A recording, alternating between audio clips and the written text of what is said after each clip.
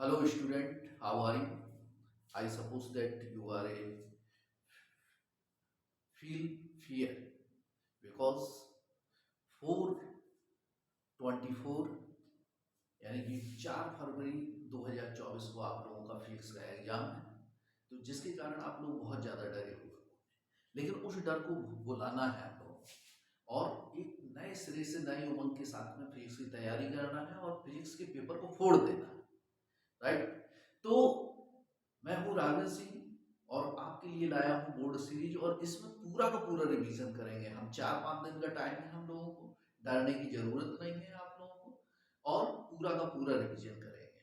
ठीक है, तो ज्यादा टाइम वेस्ट ना करते हुए सबसे पहले हम आज की क्लास में आपको बताना चाहते हैं कि बोर्ड पेपर में 3 में से एक जो है आपका वेक्टर फॉर्म पूछा जाता है, 3 लॉ का और 3 लॉ, यानी कि सबसे पहले हम बात करेंगे कूलॉम्स लॉ, फिर बात करेंगे हम लोग ओम्स लॉ और वायोट सावर्ट लॉ।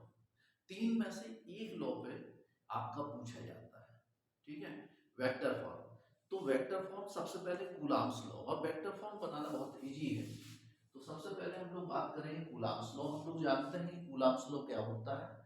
कूलॉम्स लॉ यानी कि F equal to 1/4 pi epsilon not Q1 Q2 upon r square. Right.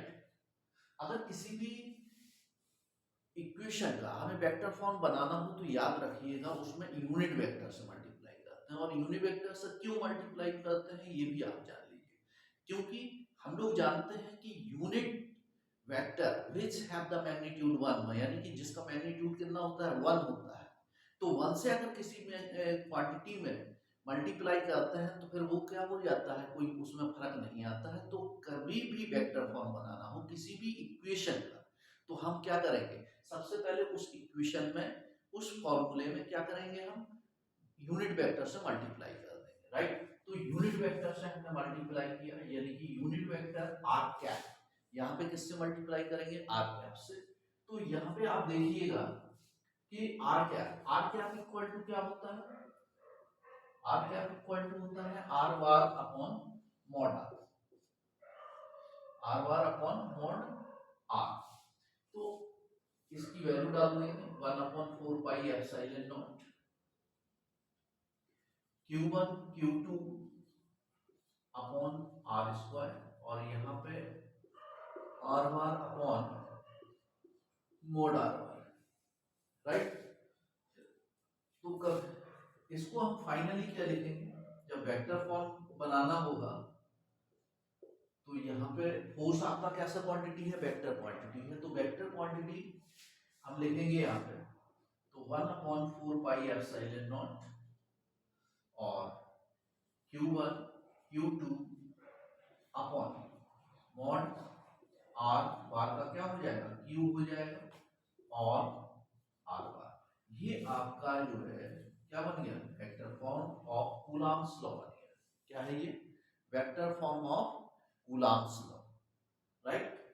तो इसको नोट करना चाहो तो कर लीजिए। अच्छा, नेक्स्ट हम बात करेंगे, नेक्स्ट लॉ क्या है आपका, वायोट सावर्ट लॉ। तो वायोट सावर्ट लॉ में बात करेंगे। देखिए वायोट सावर्ट लॉ क्या है, वायोट सावर्ट लॉ जैसे कि इलेक्ट्रिक फील्ड में कूलॉम्स लॉ होता है, वैसे ही मैग्नेटिक फील्ड में क्या होता है आपका, वायोट सावर्ट लॉ होता है। तो वायोट सावर्ट लॉ को हम कैसे लिखते हैं, इसमें इलेक्ट्रिक फोर्स को लिखते हैं, उसमें मैग्नेटिक फील्ड को लिखते हैं। Biot Savart law mu not upon 4 pi I D L, I D L sine theta होता है यहाँ पे, ideal sine theta upon r square. हमने क्या बताया आपको कि कभी भी जो है यूनिट वेक्टर से हम मल्टीप्लाई करेंगे तो कोई फर्क नहीं पड़ेगा, यानी कि वेक्टर फॉर्म कभी भी कन्वर्ट करना हो किसी भी इक्वेशन को, किसी भी फॉर्मूले को, तो हम क्या करेंगे, यूनिट वेक्टर से मल्टीप्लाई करेंगे। तो हमें क्या करना होगा, आर बार यानी कि unit vector, sorry unit vector यानी कि आर कैप, यहाँ पे क्या करेंगे r cap, r cap unit vector r का, जिससे हम मल्टीप्लाई करेंगे और ये क्या हो जाएगा म्यू नॉट अपॉन 4 पाई किसका ही ये बायोट सेवर्ट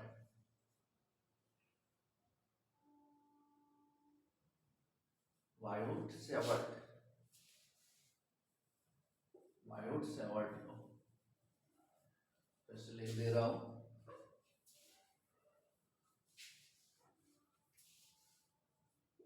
बायोट सेवर्ट लो। ठीक है तो आर क्या हो गया I d l upon r square. यहाँ पे यूनिट कैप से अगर हम मल्टीप्लाई करेंगे साइन थीटा इसको क्या लिख सकते हैं r bar upon mod r. अभी यहाँ पे देखिए mu not upon 4 pi I I आपका स्केलर क्वांटिटी है बट डीएल यहाँ पे क्या करेंगे बी बार बार किस पे लगेगा DL.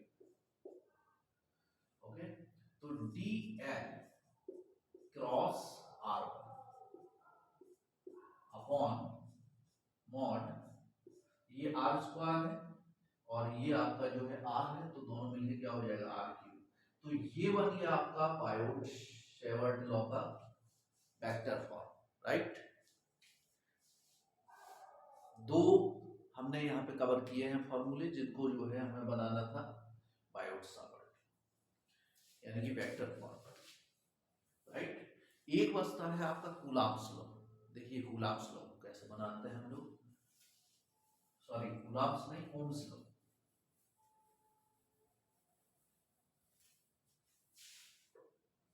Next is Ohm's law. Ohm's law देखिए ओम्स लॉ कैसे बनाते हैं हम वेक्टर फॉर्म। हम लोग जानते हैं यहाँ पे v इक्वल टू क्या होता है I r. Very easy way में बताऊंगा v equal to I are.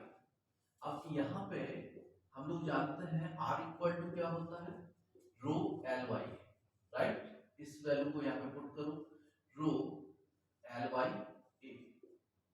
ठीक है हम लोग जानते हैं करंट डेंसिटी आई वाई ए होता है।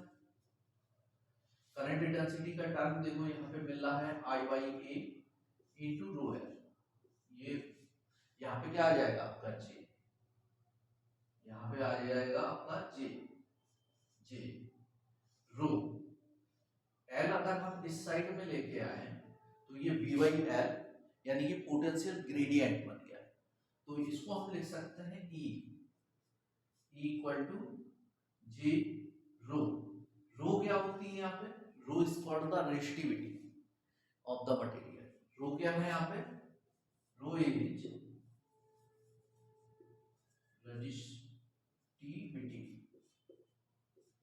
रेजिस्टिविटी और रेजिस्टिविटी का अपोजिट क्या होता है रेजिस्टिविटी का अपोजिट होता है आपका rho equal to 1 sigma. Sigma क्या होता है यहाँ पे सिग्मा क्या होते हैं कंडक्टिविटी। रेजिस्टिविटी का अपोजिट क्या होता है कंडक्टिविटी। तो यहाँ पे क्या लिख सकते हो आप J अपॉन सिग्मा यानी कि हम क्या ले सकते हैं J equal to sigma E और ये दोनों ही आपके कैसे हैं वेक्टर हैं। तो हमारा क्या बन गया J इक्वल टू ये आपका वेक्टर फॉर्म बन गया J equal to sigma E bar. Okay तो इन तीनों में से पूछता है किसी एक को। इन तीनों को आप लोग ध्यान रखें हैविंग। ठीक है और गुड नाइट थैंक यू।